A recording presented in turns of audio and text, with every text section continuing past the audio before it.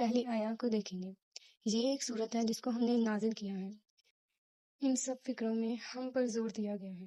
سورۃ انزلناہا، نازل کیا ہم نے اس کو، یعنی تم جان لو کہ اس کا نازل کرنے والا وہ ہے جس کے قبضے میں تمہاری جانیں ہیں اور جس کی گرفت سے تم مر کر بھی چھوٹ نہیں سکتے۔ دوسرے فکرے میں اور اسے ہم نے فرض کیا ہے، یعنی جو باتیں اس سورہ میں کہی گئی ہیں وہ عام نہیں ہیں، چاہے کہ آپ مانیں چاہے تو نہ مانیں، بلکہ یہ احکام ہیں جن کی پیروی کرنا لازم ہے۔ اگر تم مومن ہو تو تمہارا فرض ہے کہ ان کے مطابق عمل کرو۔ تیسرا فکرہ، اور اس میں ہم نے صاف صاف ہدایات نازل کی ہیں، یعنی اس میں صاف صاف اور کھلی کھلی آیات ہیں جن کے متعلق تم یہ نہیں کہہ سکتے کہ ہمیں یہ سمجھ نہیں آیا، ہمیں یہ سمجھ نہیں آیا، بلکہ یہ صاف صاف اور کھلی آیات ہیں اور تمہارا ان پر عمل کرنا فرض ہے۔